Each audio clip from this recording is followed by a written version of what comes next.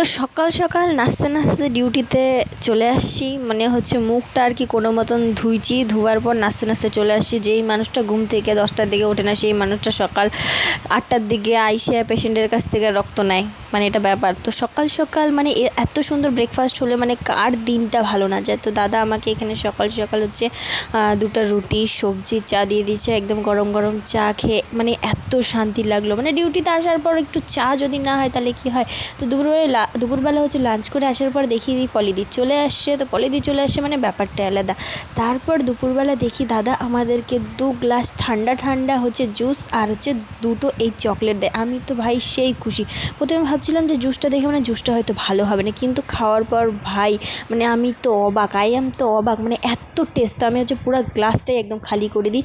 তারপর হচ্ছে শেষমেশ চকলেটটাও খাই, কারণ অনেক খিদা পাচ্ছিলো। তো দেখা হচ্ছে তোমাদের সাথে আমার পরের ভিডিওতে। টাটা।